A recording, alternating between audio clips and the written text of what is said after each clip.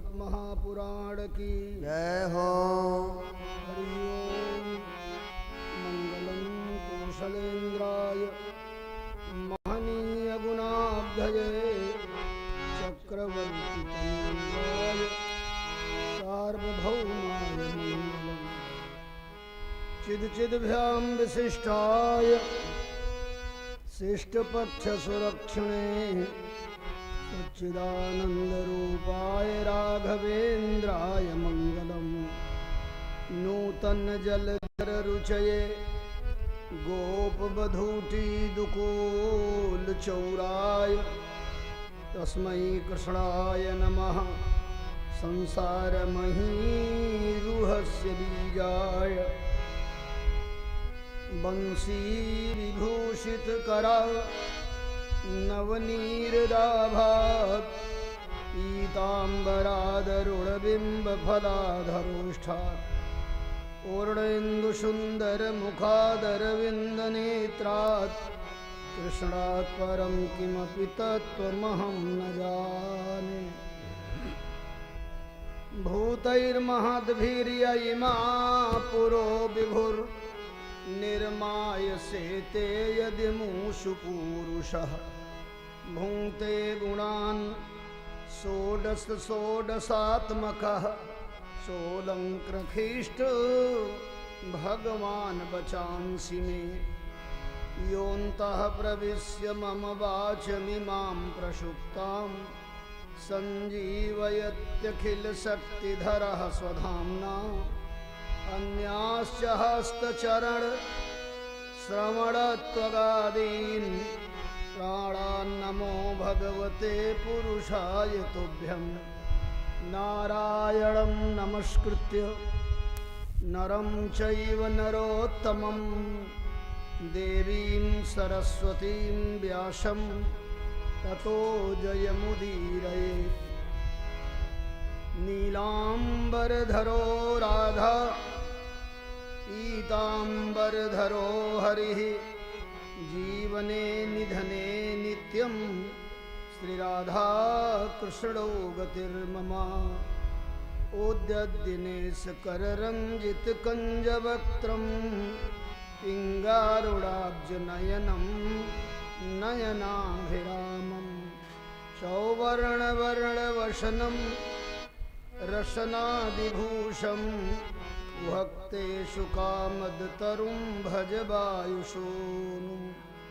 अज्ञानतिमिरान्धस्य ज्ञानाञ्जनशलाकया चक्षुरुन्मीलितं येन तस्मै श्रीगुरवे नमः। यत्कृपालवमात्रेण सुलभा सर्वसिद्धयः तं गुरुं परमं वन्दे श्रीवेदान्तिसंज्ञकम् अस्मद्गुरुभ्यो नमः। श्री भागवत भगवान के श्री चरणों में श्री राधा मुकुंद भगवान के मंगल में सद संकीर्तन का 2 पुष्प चढ़ा दिया जाए, फिर कथा के क्षेत्र में चला जाए प्रेम से भाव से। मन भजले राधा कृष्णा का नाम धीरे धीरे। मन भजले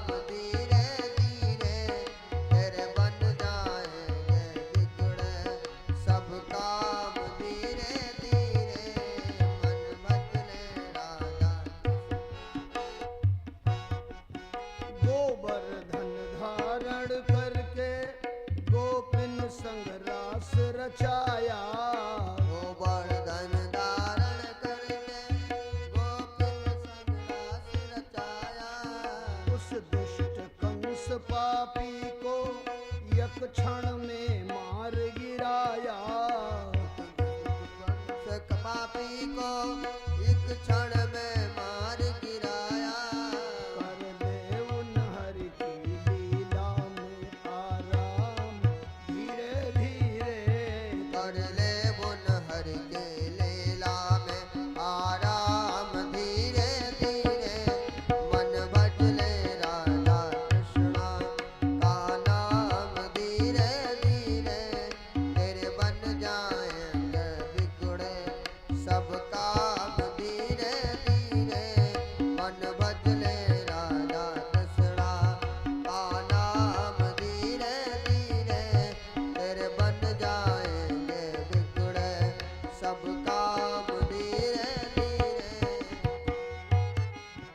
उस मोर मुकुट वाले की मनमोहक छटा निराली। उस मोर मुकुट वाले की मनमोहक छटा निराली। इसकी पावन गाथा है भवरोग मिटाने वाली। जिसकी पावन गाथा है भवरोग मिटाने वाले। अब ध्यान लगा ले उनका सुबह शाम धीरे धीरे। अब ध्यान लगा ले उनका सुबह शाम धीरे धीरे। तेरे बन जाएंगे बिगड़े सब काम धीरे धीरे। मन भज ले राधा कृष्णा का नाम धीरे धीरे। तेरे बन जाएंगे बिगड़े सब काम धीरे धीरे। जो तीन लोक का मालिक संसार रचाने वाला।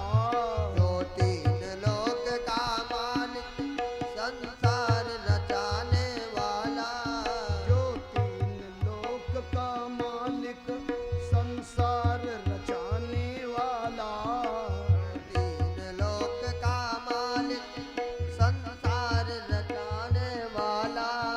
अपने भक्तों को संकट से हर समय बचाने वाला। अपने भक्तों को संकट से हर समय बचाने वाला। रघुनाथ चलो उस प्रभु के श्रीधाम धीरे धीरे।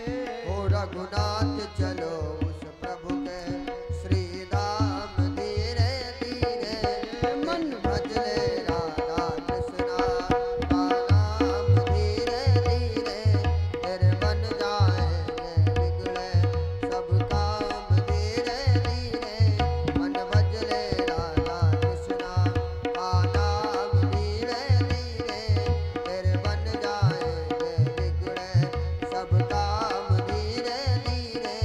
मन भज ले राधा कृष्णा ओ मन भज ले राधा कृष्णा ओ मन भज ले राधा कृष्णा। मेरे प्यारे श्याम जी मेरे मन के छोर। तव मुख है शुभ चंद्रमा मम मन नीत चकोर। व्यास व्यास नंदन चरण बिनो बारंबार। जिन सुनाई श्री हरि कथा कियो जगत उद्धार। धन्य धन्य भारत धरा धन्य नगहरा ग्राम। जहाँ हो रही कृष्ण की मधुर कथा सुखधाम। राधा माधव के जुगल चरण कमल सिरनाए। श्रीमद् भागवती कथा सुनहु सुजन मन लाय। श्यावर रामचंद्र की जय। जय हो। भगवान श्री कृष्ण की वांगमयी विग्रह श्रीमद् भागवत भगवान रास रासेश्वरी भगवती श्री राधा रानी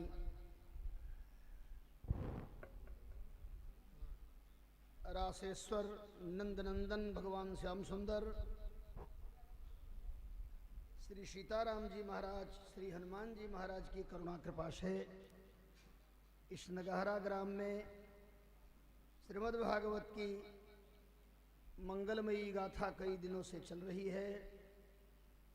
आज कथा के माध्यम से इस कथा को प्रणाम कर लिया जाएगा। इस मूल कथा के रूप में जिनका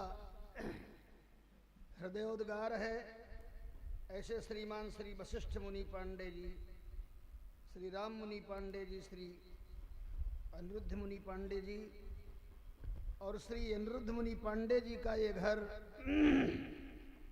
श्रीधाम वृंदावन का साक्षी बन गया है, जहाँ इतने दिनों से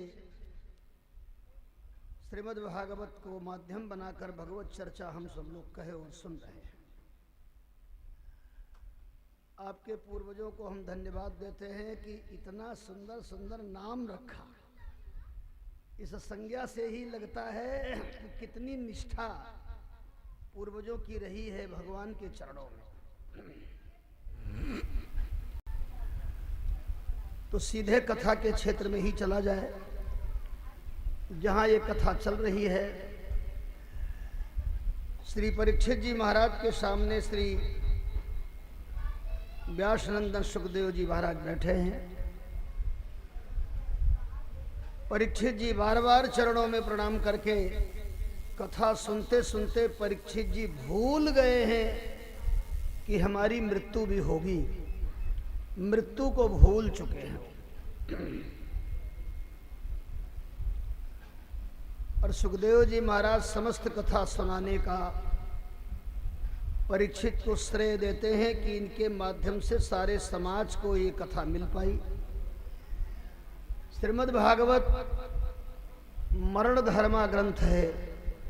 मृत्यु सिखाता है कैसे मरा जाए, ये सबको नहीं आता।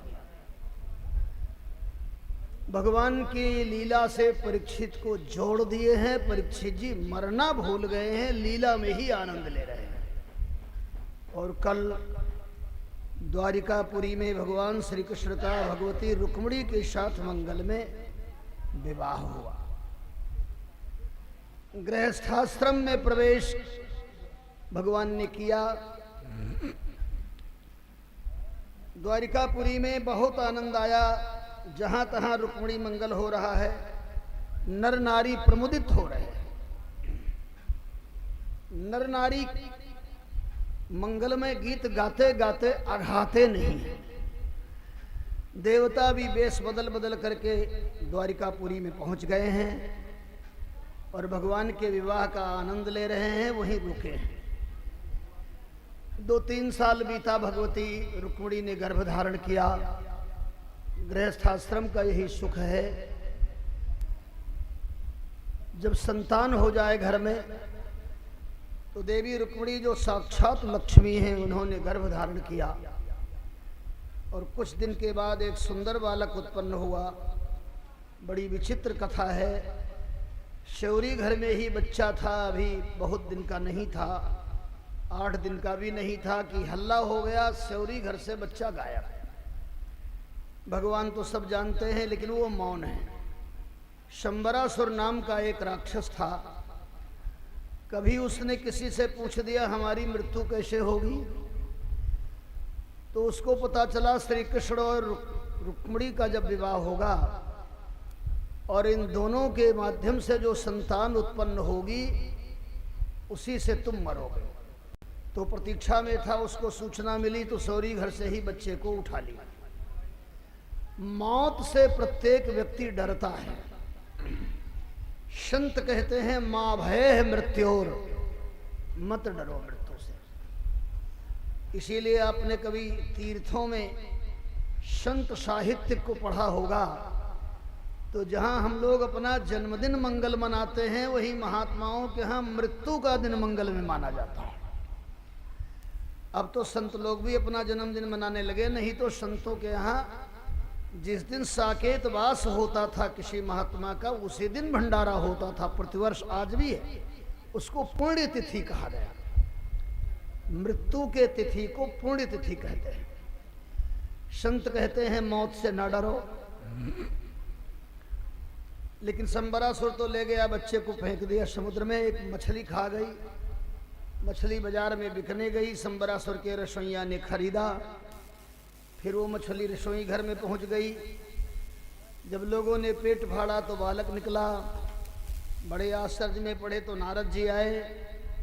नारद जी ने उसी रसोई घर में एक माया नाम की स्त्री काम करती थी, उसको बालक सौंप दिया और कुछ कान में कह करके अंतर ध्यान हो गए। अब आप विचार करिए इस कथा पर। 2-3 बातें बड़ी प्रकट निकली इस कथा में। पहली बात तो कोई भी व्यक्ति मौत से चाहे जितना भागने का प्रयास करेगा बचेगा नहीं। जितने ही दूर भागोगे उतने मौत के समीप जाओगे। कभी कभी लगता है फैजाबाद में जवाब हो गया तो लखनऊ ले चलो, लखनऊ से बॉम्बे ले चलो। लगता है बॉम्बे में लोग मरते ही नहीं हैं। भाई जहां जाओगे वहीं मौत जाएगी। हजारों गायों के बीच में कोई बछड़ा हो तो गाय अपने बछड़े को पहचान लेती है। ऐसे आप लाख लोगों के बीच में हो, लेकिन मृत्यु आपको उठा लेगी, चाहे जितनी सुरक्षा में आप। पहली बात, मृत्यु से बचना नहीं है। और कभी कभी हम लोग भगवान को उलाहना देते हैं, भगवान ने हमारी रक्षा नहीं की। अरे भगवान अपने बेटवक रक्षा नहीं कर पाए, आपकी रक्षा कैसे करेंगे भाई? 3 माताएं विधवा हो गई, होना चाहिए क्या भगवान श्री राम की? भगवान श्री कृष्ण की बहन है सुभद्रा।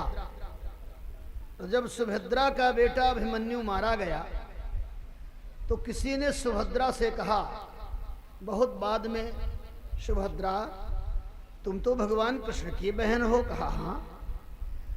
तो हमने सुना है कि तुम्हारे भैया इतने सामर्थ्यवान हैं कि अपने गुरु के पुत्र को जमलोक से ले आए। सुभद्रा ने कहा हमने भी सुना है। तो क्या तुम्हारे पुत्र को नहीं ला सकते?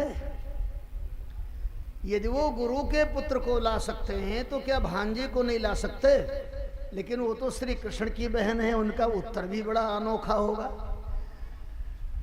भगवती सुभद्रा ने आंखों में आंसू भरकर कहा पूछने वाले से, भैया यदि मेरे कन्हैया को लगता कि मेरे बहन को बेटा चाहिए तो कब के ले आए होते। मेरे लाला को यही अच्छा लगता है तो मैं उसको स्वीकार करती।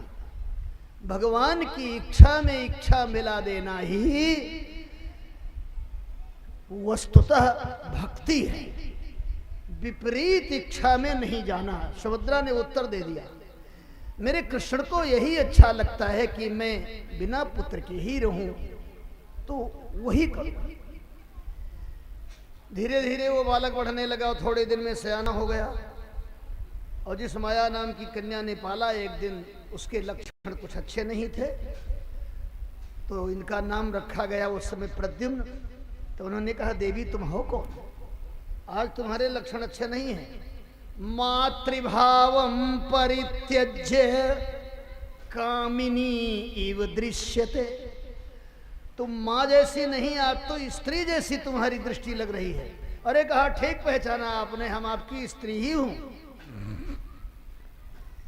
बालक प्रद्युम्न ने कहा, देवी मजाक करना बंद करो, तुमने पाला पोसा है। अरे कहा महाराज आप कामदेव हो, मैं रति हूं। भगवान शंकर की तपस्या में आपने विघ्न डाला देवताओं के कहने पर। तो भगवान शिव ने तीसरा नेत्र खोला, भस्म हो गए। मैंने गिड़गिड़ा करके कहा, मेरे स्वामी को आपने भस्म किया। बाबा ने कहा, जाओ आज से तुम्हारा स्वामी प्रत्येक जीवधारी के शरीर में रहेगा लेकिन दिखेगा। मैंने प्रार्थना किया तो हमें क्या लाभ मिलेगा, हमको तो पति का अंग संग चाहिए। बाबा ने कहा, 1 युग तक प्रतीक्षा कर सकती हो। रति ने कहा, महाराज कई युग तक? अभी तो चिंता मत करो, उस समय आवेगा जब भगवान श्री कृष्ण के रूप में आवेंगे तो तुमको तुम्हारे पति मिल जाएंगे, उनके पुत्र के रूप में, प्रद्युम्न के रूप में। गोस्वामी जी ने 2 चौपाई में पूरी कृष्ण कथा कह दिया है। जब जदुवंश कृष्ण अवतारा, जब जदुवंश कृष्ण अवतारा होई है हरण महामहिवारा होई है हरण महामहिवारा कृष्ण तनाय होई हई पति तोरा कृष्ण तनाया हुई है पति तोरा बचन अन्यथा होहि न मोरा बचन अन्यथा होहि न मोरा बचन अन्यथा होहि न मोरा। देवी ने कहा आप यहाँ से जा नहीं सकते हो, ये बड़ा मायावी है, मैं आपको जंत्र मंत्र सिखा देती हूँ तो आप यहाँ से निकल पाओगे। एक बार फिर पुरुष वर्ग से प्रार्थना करें, कभी कभी अपने स्त्रियों की बात माना करो। आज यदि नहीं मानेंगे प्रद्युम्न जी तो यहाँ से निकल के नहीं जाएंगे। जंत्र मंत्र सिखाया, जा करके वो दुर्वाद करने लगे और लड़ाई किया संबरासुर को मार के, और बहू रानी को विदा करा के आसमान मार्ग से आ गए द्वारिकापुर। लंबी लंबी भुजाएं, भगवान श्याम सुंदर जैसा सांवला सांवला दिव्य स्वरूप देखा देवी रुक्मिणी ने तो सोचने लगी ये है कौन। याद करने लगी सौरी घर से मेरा बच्चा गायब हुआ था, जहां होगा इतना ही बड़ा होगा, विवाह भी हो गया होगा, बहू भी आ गई होगी, और पीछे खड़े खड़े भगवान सारी लीला जान रहे हैं लेकिन चुप। रुक्मिणी जी सोच रही हैं, तब तक नारद जी आ गए और नारद जी ने कहा देवी जी आप ही का बेटा, आप ही की बहू। भगवान भी प्रकट हो गए। इतने दिनों के बाद घर बैठे बेटा बहू को निहारा। संपूर्ण द्वारिकापुरी में समाचार गया, द्वारिकापुरी सजाई गई और फिर से मंगल महोत्सव मनाया गया। अब इस कथा में एक बहुत अच्छी बात है, भगवान शंकर ने तीसरा नेत्र खोल दिया, कामदेव जल गया। ये तीसरा नेत्र मैंने संतों से सुना है, ये तीसरा नेत्र प्रत्येक प्राणी के पास है, केवल भगवान शंकर के पास ही नहीं है, हमारे आपके पास, सबके पास। और यही तीसरा नेत्र हम लोग बंद किए रहते हैं तो हमसे अधर्म हो जाता है। नीतिकारों ने लिखा कि भाई हम में और पशु में क्या अंतर है, बराबर सामान्य में तद पशुभिर नराणाम, खाना पीना लेटना बैठना सोना बच्चा पैदा करना पशु भी करता, हम भी करते। लेकिन धर्मो ही तेसाम अधिको विशेषो और धर्मेण ही ना पशु ही समान। ये ज्ञान की आंख ही तीसरी आंख है। ज्ञान की आंख यदि किसी व्यक्ति की खुल जाए तो उसके लिए सारा संसार वंदनीय हो जाएगा। और जहां तक हमको लगता है कि ये तीसरी आंख अपने घर में सबकी खुली रहती है। हर व्यक्ति अपने घर में अपनी माँ, अपनी बहन, अपनी बेटी उसको दिव्य दृष्टि से देखता है, लेकिन चौराहे पर ये आंख फूट जाती है। तब दूसरे की माँ बहन बेटी हमको नहीं दिखाई पड़ती, अपने माँ बहन बेटी की तरह। यदि यही दृष्टि सर्वत्र बनी रहे तो आधी समस्या का समाधान हो जाए। गोस्वामी जी ने एक लाइन में, हम तो कहते हैं ये चौपाई घर में लिख के टांगिए, ग्राम सभा, लोकसभा, विधानसभा, कचहरी, हर जगह टांग देना चाहिए लिखकर। गोस्वामी जी लगभग 76 वर्ष तक अध्ययन करके तब लिखते हैं, जननी सम जानहु परना और धन पराव। आधी समस्या इसी में है कि नहीं है? आधी समस्या संसार की इसी में है, या तो कब्जा हो रहा है या तो कहीं कुदृष्टि पड़ रही है, और उसका समाधान गोस्वामी जी कह देते हैं इन्हीं शास्त्रों के आधार पर। द्वारिकापुरी में बहुत उत्सव हो रहा है, देवी रुक्मिणी मगन हैं, सब लोग आनंद में हैं।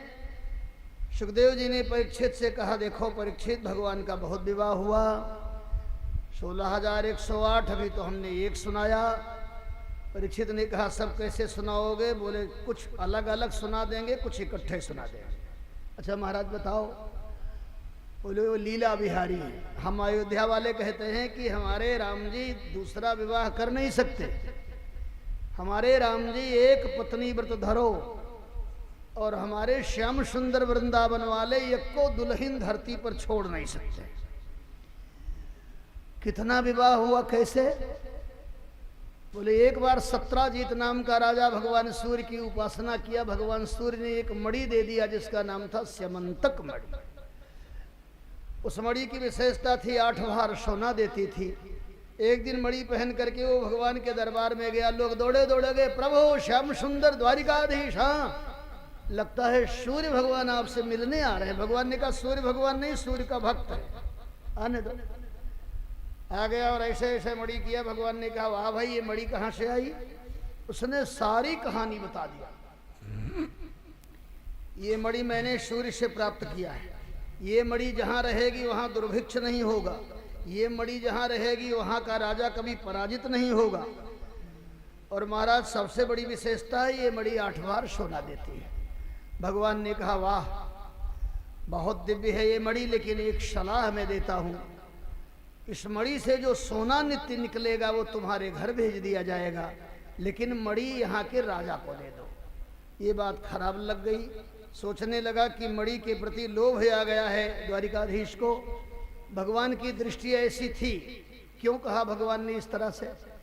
क्योंकि 8 बार सोना जिसके घर में रोज आवेगा, 8 बार माने जानते हैं, 1 भार सोना में 20 तोला, और 8 को 20 से गुणा कर दो, कितना हो गया? लगभग 1 किलो। लगभग 1 किलो सोना जिसके घर में आवेगा वो धरती पर रहेगा कि आसमान में उड़ेगा। लोग इसकी कर देंगे हत्या। जैसे अभी किसी के खेत में पेट्रोल का कुआं मिल जाए तो क्या क्षेत्र वाले जीवित रहने देंगे? पकड़ के बांध देंगे, लय बाल्टी लय ड्रम। तब उसकी विधि है कि आप सरकार को सूचना दे दो, सरकार उस पर कब्जा कर ले और अपने